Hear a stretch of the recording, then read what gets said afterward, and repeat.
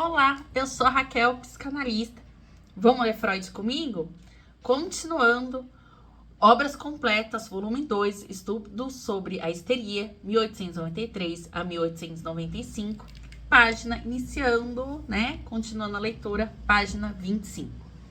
Numa inversão da sentença, cessando a causa, cessa o efeito. Bem poderíamos deduzir dessas observações que o acontecimento motivador continua a atuar de alguma forma anos depois, não indiretamente, pela mediação de uma corrente de elos causais interligados, mas imediatamente como causa precipitadora, mais ou menos com uma dor psíquica lembrada em consciência. Desperta, ainda provoca lágrimas tempos depois. O histérico sofre, sobretudo, de reminiscências.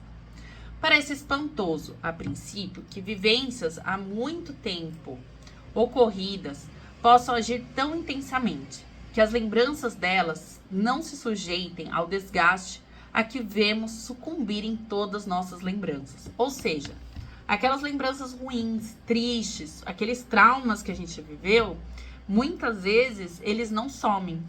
Diferente de lembranças boas, coisas gostosas que vivemos na infância e na adolescência, às vezes a gente tem um leve lembrar, uma coisa mais ou menos. Mas as coisas que nos feriram, às vezes, nunca se desgastam. Lembramos exatamente como aconteceu. Parece espantoso a princípio que vivemos há muito tempo ocorridas possam agir tão intensamente, que as lembranças delas não se sujeitam ao desgaste a que vemos sucumbir em todas as nossas lembranças. Talvez as seguintes considerações nos permitam alcançar alguma compreensão desses fatos. O empalidecimento ou a perda de afeto de uma lembrança depende de vários fatores. O que importa, sobretudo, é se ocorreu ou não uma reação enérgica ao evento afetador. Entendemos aqui, por reação, toda a série de reflexos voluntários e involuntários em que, como se sabe, pela experiência, os afetos se descarregam do choro até o ato da vingança. Quando essa reação ocorre em grau suficiente, faz desaparecer uma grande parte do afeto. Nossa linguagem dá testemunho desse fato, que é de observação cotidiana, em expressões como desafogar a raiva, desafogar o choro e etc. Se a reação é suprimida, o afeto permanece ligado à lembrança. Uma ofensa que é revivida, ainda que apenas com palavras, é lembrada diversamente de uma que se teve que aguentar. A linguagem também reconhece essa diferença. Nas consequências psíquicas e físicas, e de modo bastante característico, designa como agravo precisamente sofrimento suportado em silêncio. A reação do lesado ao trauma só tem efeito inteiramente cartástico quando é adequada com a vingança. Ou seja, muitas vezes quando a gente sofre, sabe aquela coisa, engole o choro, aguenta aí, fica na sua? Isso faz com que agrave essa lembrança ruim, porque a gente não conseguiu pôr a dor para fora. Por isso que é importante entendermos tudo que sentimos. Mas o ser humano encontra na linguagem um sucedâneo para a ação com auxílio da qual o afeto pode ser abreagido, quase do mesmo modo. Em outros casos, a própria fala é o reflexo adequado, como queixa e como enunciação de um segredo que atormenta, confissão. Então, quando a gente na análise confessa aquela dor, as coisas se tornam mais leves. Por isso que é extremamente importante a gente se entender. Quando não ocorre semelhante reação por atos, palavras e em casos mais leves pelo choro, a lembrança do episódio conserva, a princípio, o realce afetivo. A abreação não é, porém, a única forma de lidar com o trauma psíquico que se acha à disposição do mecanismo psíquico normal da pessoa sadia. A lembrança dele, mesmo quando não foi abreagida, entra no grande complexo da associação, ocupa um lugar ao lado de outras vivências que talvez a contradigam, sofre uma correção por outras ideias. Depois de um acidente, por exemplo, associa-se a lembrança do perigo à repetição atenuada do pavor à lembrança do que ocorreu em seguida, o salvamento, a consciência da segurança atual. A lembrança de um agravo é corrigida pelo estabelecimento correto dos fatos, por ponderações sobre a própria dignidade e etc. E assim, por meio de operações associativas, a pessoa normal consegue fazer desaparecer o afeto concomitante. A isso vem juntar-se aquele esvanecer geral das impressões, aquele empalidecer das lembranças, a que chamamos de esquecer, que desgasta sobretudo as ideias não mais eficazes efetivamente. De nossas observações, resulta, pois, que aquelas lembranças que se tornaram motivo precipitador de fenômenos histéricos conservaram-se por longo tempo em admirável frescor e com todo o seu realce de afeto.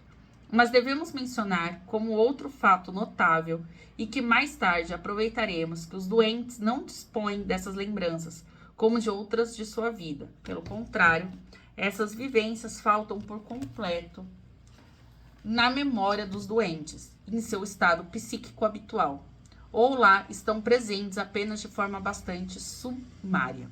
Somente quando são eles interrogados na hipnose, essas lembranças aparecem com a vividez intocada de acontecimentos frescos. Lembrando que o Freud, no começo do seu trabalho, né, com a psicanálise, ele fazia hipnoses. Assim, ao longo de 6 meses, uma de nossas doentes reproduziu na hipnose uma alucinatória vividez, tudo que a havia excitado no mesmo dia, do ano anterior. Durante uma histeria aguda, um diário de sua mãe, de cuja existência não tinha conhecimento, atestou a exatidão impecável da reprodução. Outra doente reviveu com nitidez alucinatória, parte em hipnose, parte em ataques espontâneos. Todos os episódios de uma psicose histérica sofrida 10 anos antes e da qual não tinha recordação, em sua maior parte, até o instante de seu reaparecimento. Também, certas lembranças etiologicamente importantes, de 15 a 25 anos de existência, revelaram-se nela de espantosa integridade e intensidade sensorial e atuaram em seu retorno com toda a força afetiva de novas experiências. A razão para isso deve estar no fato de que essas lembranças constituem uma exceção no que diz respeito ao desgaste.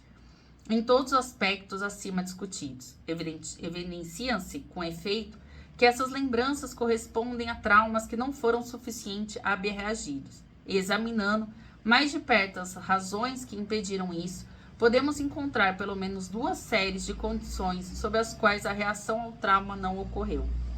No primeiro grupo, então, aqueles casos em que os doentes não reagiram a traumas psíquicos, porque a natureza do trauma excluía uma reação, como na perda de uma pessoa amada que parece insubstituível, ou porque as circunstâncias sociais tornavam impossível uma reação, ou porque se tratava de coisas que o doente queria esquecer e por isso intencionalmente reprimiu.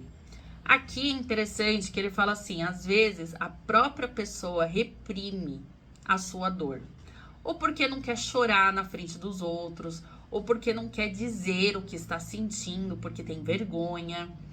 Ou, por exemplo, você perde uma pessoa que você ama muito e você não quer falar sobre o assunto. Algumas dores e traumas a gente mesmo que reprime, não é o outro. Inibiu e suprimiu de seu pensamento consciente. Precisamente essas coisas penosas encontramos depois na hipnose como fundamento de fenômenos histéricos, delírios histéricos dos santos e freiras, das mulheres abstinentes, das crianças bem educadas.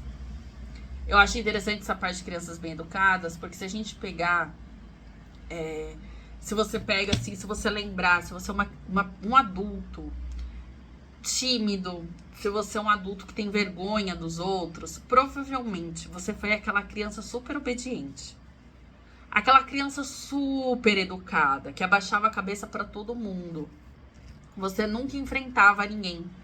Isso transformou muitos adultos hoje que não conseguem enfrentar, não conseguem, não tô falando elevar a voz, mas se impor, porque acha que tá errado, porque como é uma pessoa superior, então, por exemplo, um chefe, a pessoa não consegue se colocar com o chefe, não consegue falar pro chefe que, olha, isso aqui não vai dar certo, ou isso aqui não é bom, mas não de uma forma real, educada, mas se colocando. Muitos crianças muito bem educadas na infância, aquela criança boazinha, aquela criança, ela não me dá trabalho nenhum. Provavelmente na vida adulta tem muita dificuldade de se expressar. Lembrando, não tô falando educação de bom dia, boa tarde, obrigado, licença.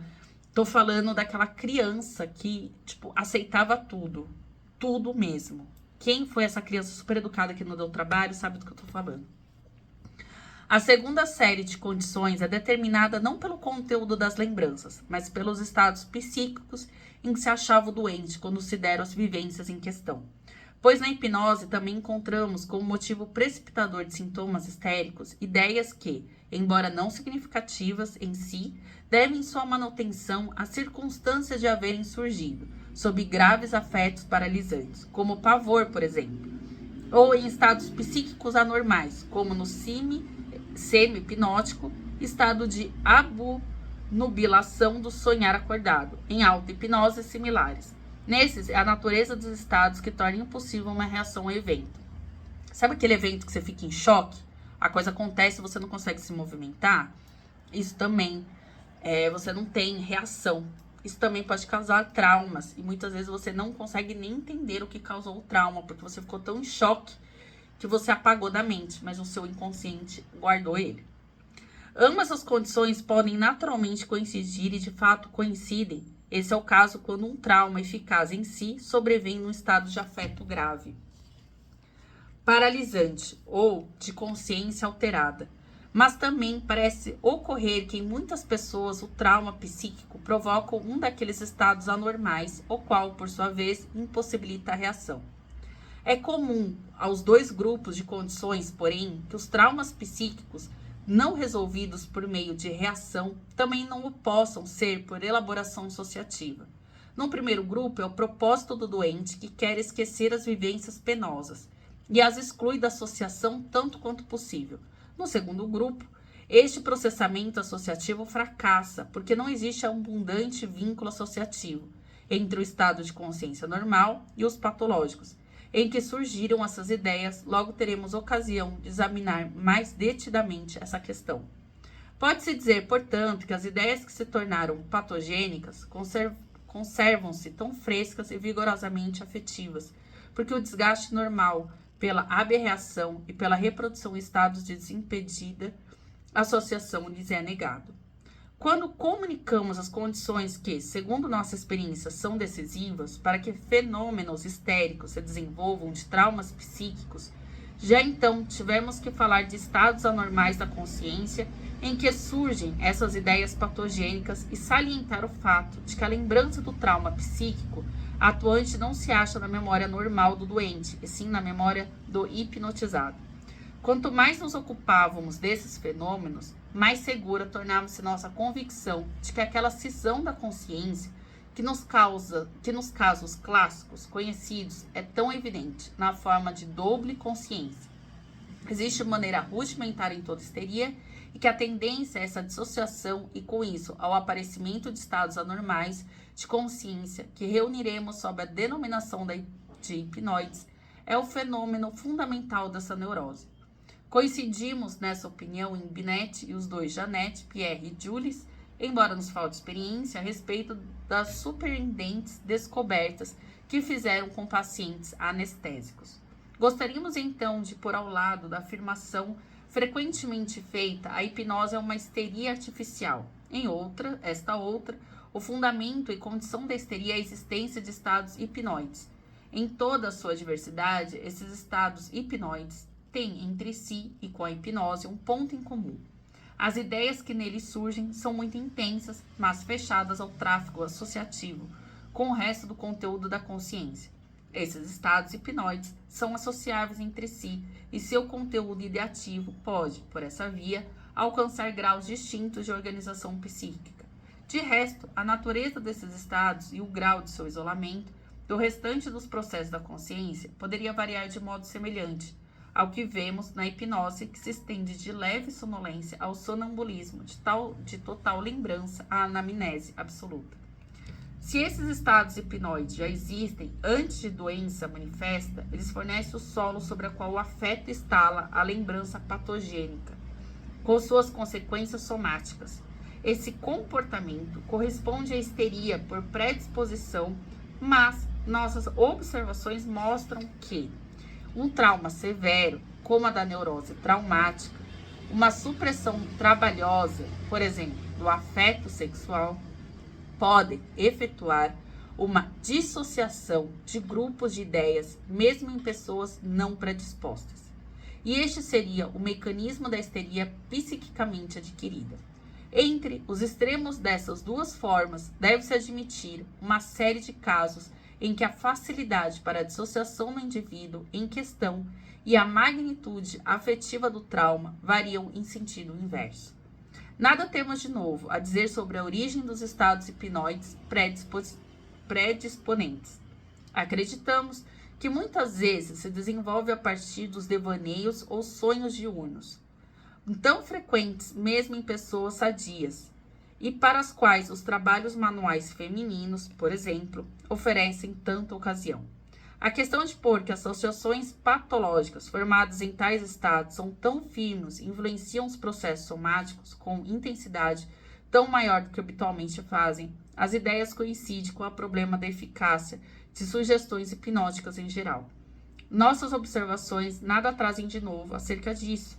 Por outro lado, lançam alguma luz sobre a contradição que existe entre a asserção de que a histeria é uma psicose e o fato de que podemos encontrar entre os histéricos pessoas de excepcional clareza de espírito, da mais forte vontade, de grande caráter e inteligência crítica. Nesses casos, tal caracterização é correta para seu pensamento em estado de vigília. Em seus estados hipnóides, são pessoas alienadas como somos todos nós nos sonhos. Contudo, enquanto nossas psicoses oníricas não influenciam o nosso estado de vigília, os produtos dos estados hipnóides irrompem com o fenômeno histérico na vida desperta. Eu vou encerrar por aqui. Paramos no início da página 33, né? Começamos na página 25 e terminamos no início da página 33.